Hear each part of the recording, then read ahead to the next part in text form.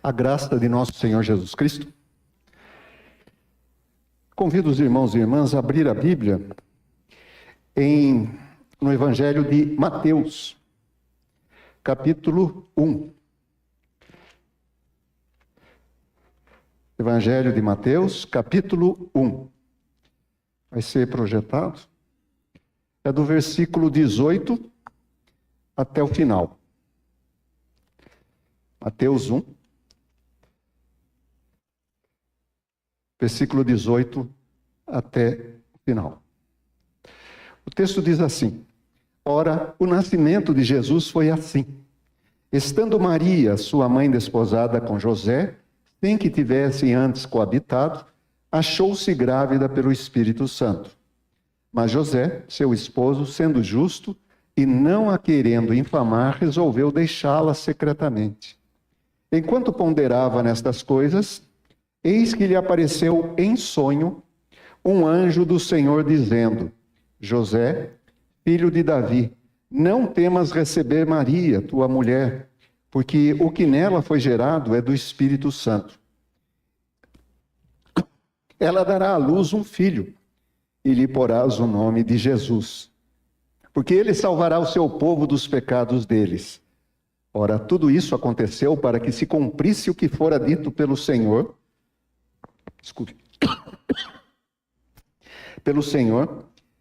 por intermédio do profeta: Eis que a virgem conceberá e dará à luz um filho, e ele será chamado pelo nome de Emanuel, que quer dizer Deus conosco. Despertado José do sono, fez como lhe ordenara o anjo do Senhor, e recebeu sua mulher. Contudo, não a conheceu enquanto ela não deu à luz um filho, a quem pôs o nome de Jesus. Vamos orar, rogando a Deus a sua iluminação. Pai Celeste, nós te agradecemos por todas as partes, os cultos, os trechos, as partes deste culto, Senhor. Agradecemos também os dízimos e ofertas e rogamos a tua bênção sobre essas pessoas que contribuem e também sobre aqueles, os necessitados. E agora, Senhor, rogamos a tua iluminação, o envolvimento do teu Santo Espírito em nosso trabalho, na nossa prédica neste momento, Senhor. Abre o nosso coração, os nossos ouvidos, em nome do Senhor Jesus. Amém. Este domingo, que nós estamos celebrando aqui o Natal, ele é, na verdade, no ano litúrgico, o quarto domingo do Advento. O quarto domingo é antes do Natal. O Advento é o Natal e geralmente se fala Epifania, o dia que Jesus foi manifestado ao mundo. E nessa leitura que nós acabamos de ler, e semana passada ou anterior, nós fomos vendo que o Evangelho foi apresentado aqui, o Natal aqui, do ponto de vista de Lucas. Sem Lucas e sem Mateus, a gente não teria as informações sobre o Natal. Se dependesse do apóstolo Paulo, a gente teria somente Jesus na cruz, e esse trabalho é muito grandioso, mas não teríamos essa informação. Sem Marcos, nós não saberíamos que Jesus teria feito certos sinais, várias maravilhas. E João também, mas sem Mateus e Lucas, nós não teríamos as informações necessárias para nós entendermos o Natal. Então, o capítulo 1 de Mateus trata desse assunto. Só que, diferentemente de Lucas, ele trata do ponto de vista de José. Se você lê o Evangelho de Lucas, você vai ver que toda aquela linguagem, toda aquela narração tem a ver do ponto de vista de Maria. É assim que Lucas trabalha. E é um pouco mais extenso, no sentido de que se trata de uma biografia nos moldes greco-romanas. Já o livro de Mateus, ele trata no ponto de vista de José, usando uma linguagem bastante judaica, bastante aramaica. Nesse ponto é um pouco mais conciso. Mas nós temos aqui algumas diferenças e uns detalhes que vale a pena a gente meditar e descobrir o que se trata. Veja o versículo 18, como ele começa. Ora, esse ora aí é uma conjunção. Está dizendo, olha, o que aconteceu por causa disso? O nascimento de Jesus foi assim. Ele está explicando, na verdade. O texto não inicia aí. Ele inicia no versículo 1. É como se a gente lesse um livro, não sei quantos já tiveram essa impressão, de pegar um livro e falta a primeira página. Fica difícil você continuar o livro, ou quando está no metade também, né? Mas aqui nesse caso se trata do primeiro capítulo. O que está acontecendo no versículo 18? Versículo 18 e até o versículo 25 é uma explicação do versículo 17. Mas para entendermos isto, eu vou chamar a atenção dos irmãos e irmãs para ler o versículo 1 até o 17, para darmos o contexto desse texto. Depois eu vou falar sobre o versículo 18 e 25. Ora, diz o versículo 18, no versículo 1 diz assim: livro da genealogia de Jesus Cristo, filho de Davi, filho de Abraão. Abraão gerou a Isaque, Isaque, Jacó, Jacó a Judá e a seus irmãos. Judá gerou de Tamar a Pérez e a Zerá. Pérez gerou a Esrom, Esrom a Arão. Arão gerou a Aminadab, Abinadab a Naasson, Naasson a Salmão. Salmão gerou de Raabe a Boaz, e este de Rute gerou Obed, e Obed a Jessé. Jessé gerou ao rei Davi, e o rei Davi a Salomão, da que fora a mulher de Urias. Salomão gerou a Roboão, Roboão a Abias, Abias a Asa. Asa gerou a Josafá, Josafá a Jorão, Jorão a Uzias. Uzias gerou a Jotão, Jotão a Acas, Acas a Ezequias, Ezequias gerou a Manassés, Manassés a Amon, Amon a Josias. Josias gerou a Jeconias e seus irmãos no tempo do exílio da Babilônia. Depois do exílio da Babilônia, na Babilônia, Jeconias gerou a Salatiel e Salatiel a Zorobabel. Zorobabel gerou a Abiúde, Abiúde a Eliaquim, Eliaquim a Azor, Azor gerou a Sadoc, Sadoc a Aquim, Aquim a Eliúde. Eliúde gerou a Eleazar, Eleazar a Matã, Matã a Jacó. E Jacó gerou a José, marido de Maria, da qual nasceu Jesus, que se chama o Cristo. De sorte que todas as gerações, desde Abraão até Davi, são 14. Desde Davi até o exílio na Babilônia, 14. E desde o exílio na Babilônia até Cristo, 14. Eu não sei quantos irmãos aqui já leram o primeiro livro de Crônicas. O primeiro livro de Crônicas é isso aqui. Só genealogia. A maior parte dele. A primeira parte é a genealogia, quem gerou a quem, e nós ficamos assim, é cansativo, é talvez maçante. É como o que nós temos aqui, se a gente olhar de uma outra maneira, é como aquilo que todos nós guardamos em casa. Álbuns de fotografias.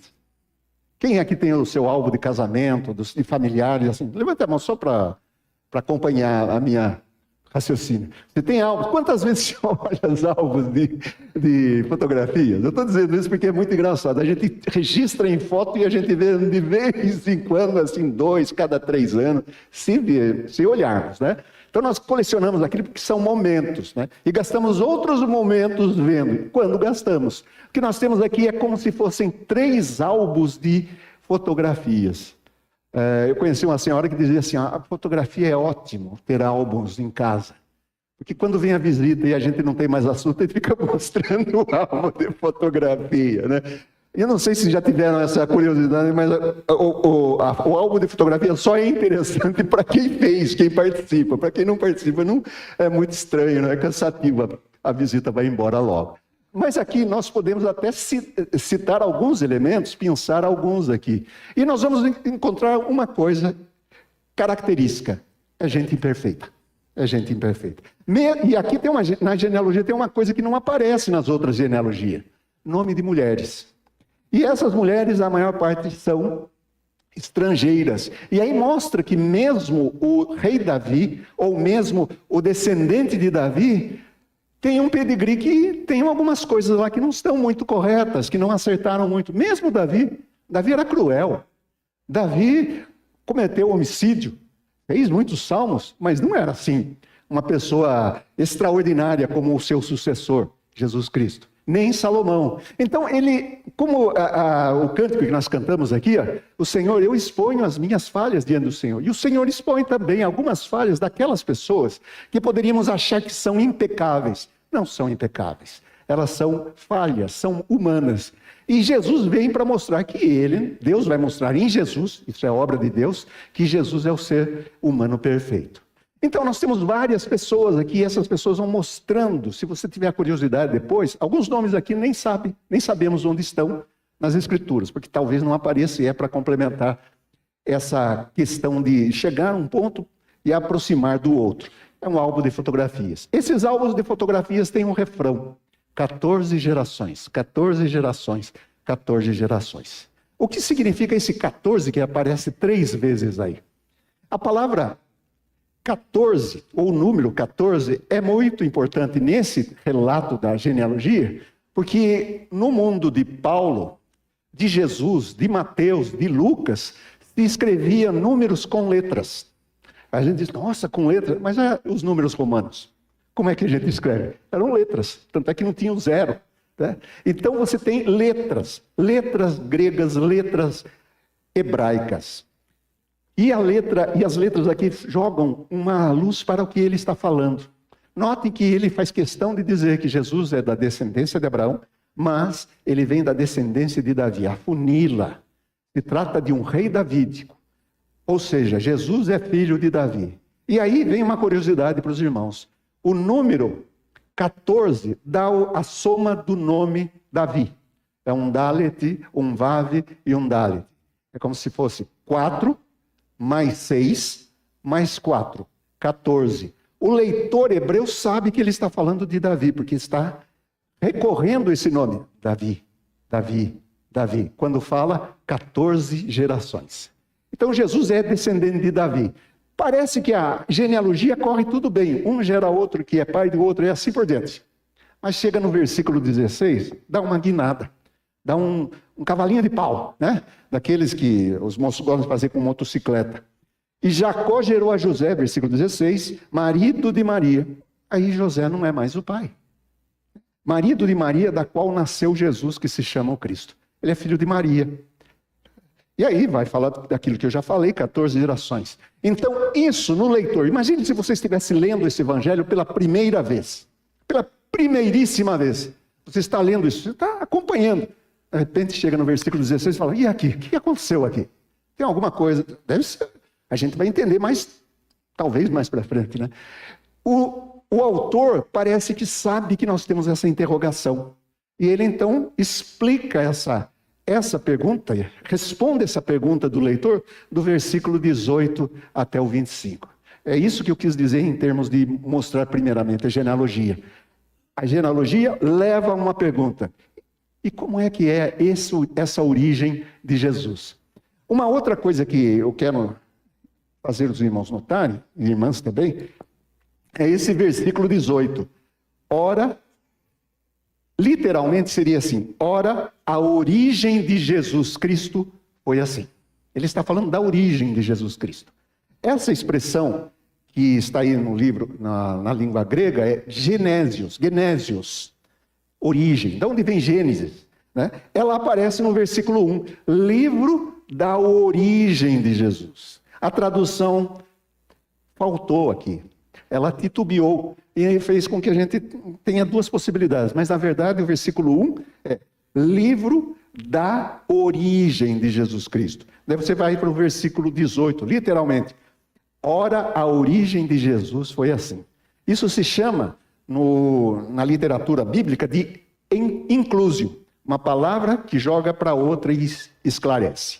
Tá? Então, voltando para o versículo 18, nós temos aqui como é que se dá a origem de Jesus. Estando Maria, sua mãe, desposada com José, sem que tivessem relações. Nós temos que lembrar, isso já foi falado, e é uma das coisas complicadas é repetir esses textos, porque a gente fala eles todo ano. Todos os anos a gente está falando de Natal. Mas nós temos que lembrar que essa jovem, o Tony até falou isso na última vez, essa jovem tinha possivelmente 13, 14 anos. Era a idade de casamento. Casava-se muito novo, muito cedo. Né? Na verdade, as pessoas também viviam menos. Pessoa que chegava a 40 anos, ela já bateu um recorde. O apóstolo Paulo, quando escreve a Filemão, ele diz assim, e eu, o velho, só que Paulo tinha 50 anos. 50 anos para o mundo antigo já é velho. Né? Presbís é isto, a palavra usada lá, presbítero. Né? Mais velho ainda. Então, nós temos um mundo um pouco diferente. Né? Ela deve ter 13, 14 anos. E José é 1 ano, 2 anos a mais. 16 anos. Veja essa maturidade. Com 16 anos ele já se casou. E esse casamento era um contrato, era um documento que se lavrava como hoje, mas daquela maneira era um contrato, um acordo em que as pessoas diziam que duas famílias estavam se unindo naquele casamento, e não só isto, bens eram dados, também dotes, e se algum deles morresse, o que se deveria fazer com a pessoa viúva? Tudo isso era providenciado nesse documento. Coisa muito mais envolvente do que um casamento simples. Era um casamento, mas tinha alguma coisa de bens também, de dar suporte para as pessoas. Tudo isso acontecia num momento e a pessoa já estava casada. Mas ela ainda não tinha relações íntimas com o seu cônjuge. Então nós temos aqui, do ponto de vista de José, esqueça um pouquinho o Lucas, né? José está aqui, recebe a notícia, possivelmente, Maria disse para ele. A gente não vou ficar fazendo incursões aqui, olha, ela viu o anjo e tal, e disse, né? O José não ia ter um pouco mais de dificuldade de acreditar, né? O José aqui, ele fica sabendo, de alguma maneira, ele sabe que sua esposa, futura esposa, ou esposa já, mas ainda esperando sair da casa, né? Ela já está grávida. E aqui o texto é muito bonito, pelo seguinte, o texto é rápido, né? Maria desposada, sua mãe desposada com José, sem que tivesse antes coabitado, achou-se grávida do Espírito Santo. O leitor já sabe. O leitor sabe que Jesus é fruto, é produção, é atividade do Espírito Santo em Maria. É uma coisa miraculosa. Se hoje é muito difícil você falar certas coisas, imagine no mundo antigo, com todas as restrições. O José não sabe disso ainda. O José não tem essa ideia. Daí, você olhando para Lucas, Maria tem a sua informação, mas José está fora lá. Agora aqui é José. Mas José, seu esposo, sendo justo. E aí vem uma expressão que vai se repetir continuamente no livro de Mateus. Se a vossa justiça não ultrapassar em muito a dos fariseus e escribas, não entrareis no reino do céu. Então essa questão da justiça é sempre enfatizada constantemente nesse livro. E aqui o primeiro justo é José. José é justo. Com 15, 16 anos, ele é justo. Mas ele precisa explicar para nós como é que ele é justo. Como é que é justo? Quando é justo, tem a ver com a lei, com o aspecto legal e ético. Isso continua valendo para nós. Seu esposo, sendo justo, não querendo infamar. Ele não queria que Maria sofresse danos. Veja só, e então aí já começa a dizer que José é uma pessoa que está diante da lei, tem uma situação de honra, há uma questão de honra, e que ele precisa resolver, mas só ele sabe desse assunto. Então ele fica matutando, como é que vou resolver isto? Ele poderia denunciar Maria, denunciar aos anciãos da sua cidade, e o que acontecia depois, que as pessoas reuniriam com grandes pedras e apedrejariam aquela menina de 12 anos. De 13 anos. Já dá para perceber essa situação? Possivelmente, muito, muito dificilmente, as pessoas eram apedrejadas, né? Mesmo o filho contumaz, que diz lá no texto, se o filho tiver um filho contumaz, perdulário, que faz isso, leva na praça, chama os anciãos e apedreja. Eu duvido que tenha acontecido isso muitas vezes. Duvido. Mas a lei rezava isso. Ele poderia denunciar a sua esposa, que já é esposa. Os dotes voltariam para ele, talvez algum prejuízo, mas ele não faz isso. Ele tem esse dado a mais. Esse justo tem a ver com isso. José, sendo justo, não queria fazer isso. Então ele bola um plano qualquer. Vou divorciar e ir embora. Vou me divorciar dela. Ele não ia colocar publicamente. Teria divorciado entre as famílias ali. Só que tem um problema, ela continuaria grávida. O divórcio não resolve isso daqui. Então você tem um imbróglio aí que José, na sua limitação, na sua justeza, não sabe resolver totalmente. O versículo 20 diz assim: enquanto ponderava nestas coisas, eis que lhe apareceu. Lá no texto de Lucas você tem isso, que um anjo apareceu, e o anjo tem nome, é Gabriel, é um arcanjo. Eis que lhe apareceu, só que em sonho. Quando eu li esse texto, lá atrás, no começo de converter, eu falava, puxa vida, José é de segunda categoria mesmo, né? Ele vai ser pai de um filho que não é dele, E quando ele tem uma mensagem esclarecedora, é em sonho. Né? Maria não, Maria vê o anjo. Né? Até o Simeão, o Zacarias Zacarias vê o anjo, mas José sonha. Só que aí é um preconceito meu. Resolvi isso com o tempo, viu? E o que é? Sonho e visão têm o mesmo valor. Mesmo valor. E aqui vem um trabalho bem hebraico, né? Bem um aspecto bem judaico nessa cena. José vê o anjo em sonho e explica rapidamente o que está acontecendo. Ele diz o seguinte, vamos ver ali, depois eu vou me deter um pouquinho mais, bem pouco. Dizendo, José, filho de Davi, não temas. Isso é característica de visão de anjos, viu? Se uma pessoa vê anjo, ela vai ficar tremendo, apavorada. Pessoa que diz que viu anjo e fica numa boa, não existe.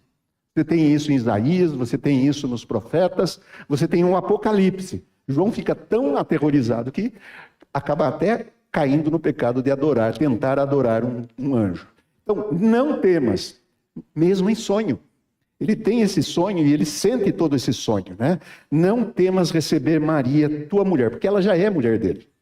Porque o que nela foi gerado é do Espírito Santo. É a segunda vez que o texto fala sobre isto. Ela dará à luz um filho e lhe porás o nome de Jesus, porque ele salvará o seu povo dos pecados deles.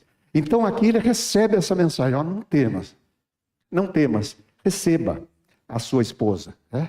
E aí vem uma coisa que eu queria enfatizar e deixar claro para os irmãos, contribuir com essa explicação, é que José, o autor não faz por menos, ele não faz à toa dizer que José tem um sonho de um anjo. Porque José, se você lembrar lá do Antigo Testamento, você tem um outro José lá, um garoto lá também, de uns 15, 16 anos, que sonhava demais. Lembra-se disso? Filho de Jacó. E ele conta os sonhos, e o sonho não faz muito sucesso entre os seus irmãos, a ponto de jogar num poço e venderem lá para os ismaelitas. Então, sonhar não é muito bom, sempre tem alguma situação difícil. Você tem aqui ecos de José. José é sonhador. E aqui temos José sonhando. E não é a única vez que José sonha. José sonha quando precisa fugir para o Egito. Porque Herodes vem e vai acabar com a vida das crianças. Depois ele sonha para voltar. São 3 sonhos de José. Deus fala com José. José tem uma intimidade com Deus de ver sonhos, pelos sonhos. Eu gostaria de ter sonhos assim. Sonhos, não aqueles sonhos que às vezes eu tenho que dá vontade de não ter acordado, né? Ou pelo menos ter vontade de acordar mais cedo, né? Porque alguns sonham e ficam, nossa, que coisa maravilhosa, né? Mas ele está dizendo aqui que José é um sonhador e Deus se comunica com ele dessa forma. Né? E ele explica, o anjo explica, quem é esse ente que há de nascer? Ela lhe dará um filho, à luz um filho, ela dará luz um filho, ainda não é dele. E lhe porás o nome de Jesus. É José que dá o nome para a criança. É uma atividade do pai. Quando o pai dá o nome para a criança, ele reconhece que ele é seu. Então notem que ele não é o pai, seria um padrasto? Não, não vai ser chamado assim. Mas é um pai na sua inteireza, porque agora ele acolhe essa criança. Né? Acolhe como sua e dará o nome, ele passa a ser seu. Darás o nome de Jesus. De uns tempos para cá, a gente tem ouvido muito assim, algumas canções falando sobre Yeshua, cânticos assim, né? É Jesus. Né? A palavra usada lá para Jesus, que era bastante comum na época, esse nome, era Yehoshua, da onde vem Josué. Se você olhar na Septuaginta, um livro grego, a Bíblia grega, você vai ver lá que Josué sempre aparece como Jesus, que é o nome de Jesus. Então, é um nome que já existia. No Novo Testamento, você vai encontrar outros Jesuses aí. Bar Jesus, o justo também vai aparecer. Então, você tem esse nome que é mais ou menos comum. Ele vai sendo diminuído, e algumas vezes vai ser Yeshua, e às vezes Yeshu. E daí você pode entender que se trata da mesma raiz, Yeshua. O que se trata? Se trata de Deus. Deus é Salvador, Deus é salvação. Por isso o nome agora, que poderia até ser comum, em Jesus adquire uma qualidade, uma revelação, uma identidade muito maior. Darás o nome de Jesus, porque ele salvará o seu povo dos pecados dele. Lembre-se que começa com Abraão esse texto. E ele está falando de uma nova formação, um novo povo de Abraão. Os gentios junto com os judeus, agora aqui. Né? Ele salvará o seu povo dos seus pecados. E aqui vem uma coisa que eu descobri essa semana. Quando José dá o nome para Jesus, de Jesus para o seu filho, e porque ele salva dos seus pecados, esse texto está apontando para um outro momento. A Páscoa. Está falando da Páscoa. Veja, o nascimento de Jesus, como disse a nossa irmã aqui falou que, olha, é isto que não aconteceu com a gente. Se trata de uma realização completa. Mas mesmo no nascimento de Jesus já está falando, olha, ele salvará o povo dos seus pecados. Veja, é nascimento, mas ao mesmo tempo é Páscoa. As duas coisas estão aí, né? Uma relação à outra. E ele vai explicando, e ele vai dar um título que será incrementada essa missão.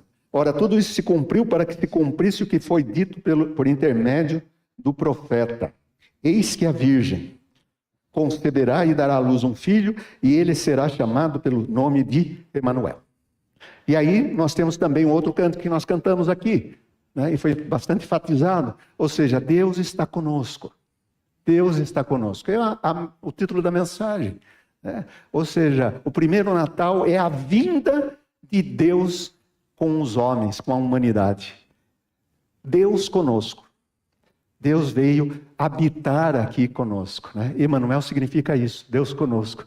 É interessante, antes de colocar um nome de crianças, bem portuguesas, José Manuel da Conceição. Um nome bem católico, né?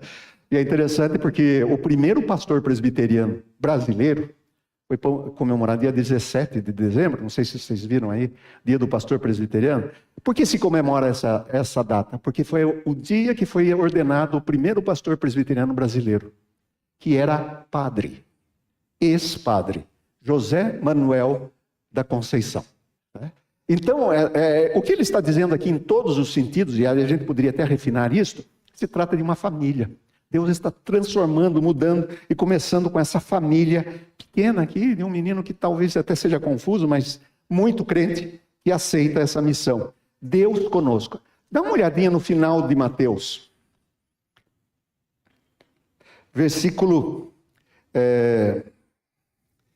Capítulo 28, versículo 18 a 20, que é um texto de missão.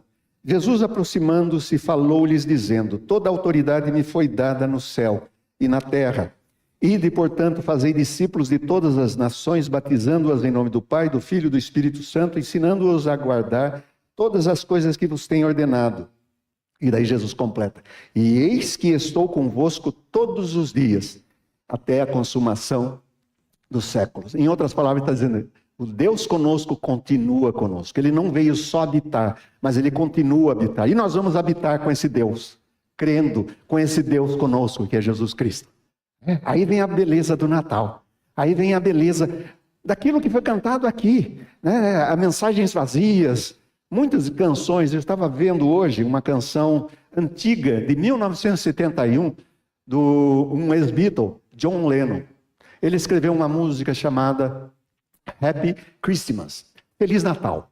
Feliz Natal. E é Natal. E o que é Natal? E ele vai falando de algumas coisas, da necessidade de paz. E aquele momento lá é um momento de guerra, guerra do Vietnã. Então ele está, em certo sentido, a gente não sabe direito o que ele está falando no Natal. Mas ele diz, se é Natal, a gente tem que tratar bem as pessoas. Nisso eu concordo com ele. Mas o Natal que ele sublinha, que ele coloca um risquinho embaixo, não tem Jesus. O que nós vemos hoje, quando ligamos a televisão, quando vamos para a internet, aquelas propagandas daqueles perfumes chatos, né? O que nós temos lá? Um Natal sem Jesus. A pessoa, faz tempo que não vejo minha irmã. Isso não é Natal, gente. Natal é celebração de Jesus. Não é ter lá um tender, né? Existe uma ave aí que parece que só aparece no Natal, né? Chester, né? Ninguém sabe de onde veio. Ou seja, Natal não é isso. Até o reverendo Faustino uma vez fez um cântico, um hino que dizia assim, é Natal no país do café. Por que ele escreveu isso? Porque às vezes nós elaboramos o Natal como se fosse no norte ou na Europa, né? Na Noruega, né? Neve, renas, Papai Noel. No Brasil não é assim, a gente come abacaxi, come castanhas, né? Coisa que é do nosso povo, do nosso tempo. Mas o mais importante não é a cor da vestimenta dessa pessoa, no caso Papai Noel, né? Em alguns lugares chama-se Papai Noel, Natal, né? Mas aqui que nós estamos enfatizando é que nós temos que resgatar no Natal. Eu pessoalmente acho que no Natal tinha que ter culto, né? Na Igreja Católica, isso estou dizendo, é meu ponto de vista. Na Igreja Católica, no dia 24 de dezembro, tem a Missa do Galo. Começa às 10 da noite, vai até meia-noite. Celebra-se o Natal. Nós dissemos no último cântico lá da última semana, eu sei o sentido do Natal, mas a gente não valoriza o Natal. Ou, nesse mundo, na verdade, era para a gente... Se tem um lugar que enche de pessoas no Natal, nesse período de Natal, são os shopping centers. É verdade, não é? O professor Marinhos disse assim, olha, lá em 1969, nos Estados Unidos já havia shopping, ligando para o pai, as lojas aqui são para dentro. Ele ficou assim, basbacado com aquilo. Era um shopping center, que depois viria para o Brasil, em vários lugares, né? E as pessoas falam assim, ai, que legal, a pena que em Cerquilho não tem shopping, né? Seria a cidade perfeita se tivesse, né? Porque lá eu vou... Conversa, gente. Me perdoem os donos de loja aí. Shopping center é o lugar de você ir e se sentir mais pobre. Né? Você manda a criançada lá para o shopping, ela fala, nossa, como é coisa bonita aqui, né? Não vai comprar nada. Você quer se sentir pobre, vai lá. Sentir somente um sorriso, ganhar um sorriso bem assim, consumista, é lá. Então, para mim, para o meu ponto de vista, a gente deveria aproveitar o Natal, né? Ir lá, se tivesse shopping aqui, ir lá, ou diante das lojas, das praças, cantar hinos de Natal. Lembrar que o centro do Natal é Jesus Cristo. É Jesus Cristo, é uma pessoa. É Deus que vem habitar conosco. O Jesus Emanuel, Deus conosco. A gente poderia... a gente falou o ano inteiro de Jesus, é verdade, que ele veio e habitou. Mas nesse momento a gente tem um pezinho, talvez as pessoas estão querendo tirar essa sequidão, esse vazio, que às vezes sentem no Natal. O Natal é a vinda do Senhor Jesus Cristo. Eu não sei quantos fazem aniversário aqui em dezembro. Quantos fazem? Tem alguém aqui que faz? Então levanta a mão só por gentileza. Ninguém, né? Olha lá, meu irmão. Bom saber, já fez? Vai fazer? E Natal? Depois, né? Se fosse Natal, seria Natalino o seu nome, né? Em geral é assim, né? Mas imagina o seu aniversário. Vai lá fazer uma festa e todo mundo vai, come, bebe, mas não diz para você parabéns. O presente é secundário, mas dizer parabéns, Feliz Natal. Feliz Natal, feliz natalício, né? Aniversário natalício. Ou seja, o que acontece é que nós temos uma festa que é entusiasmada, que é falada, proclamada, sem o aniversariante. Primeiro Natal deveria lançar luz sobre todos os natais. E aqui eu vou encerrar a mensagem falando duas coisas pelo menos. A primeira coisa é chamar atenção para essa visão de José como justo. O José é uma figura aqui que tem ele vai além da lei. Quando diz aqui que ele é justo, já está dizendo que esse jovem, ele tem possibilidades de ir além. E o que Jesus reclama nesse livro, que se você ler, o livro de Mateus, é a falta de amor. Fazem as coisas sem amor. São pessoas notáveis sem amor.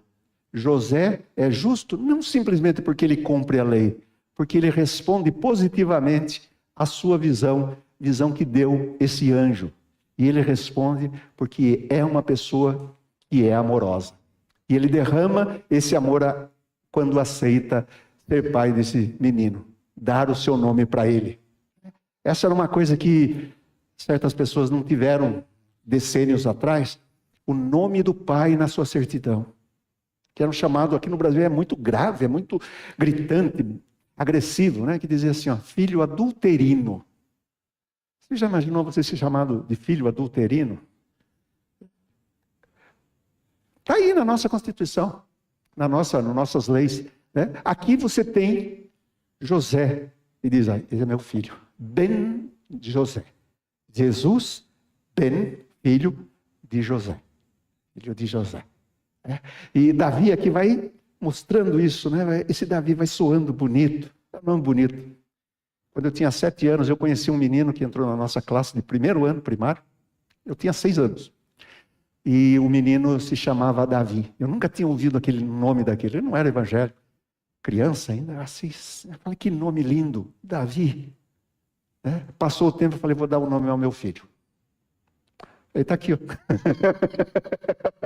Esse aí é o Davi. É uma alegria. José, quando recebe esse menino, é alegria. É o que canta.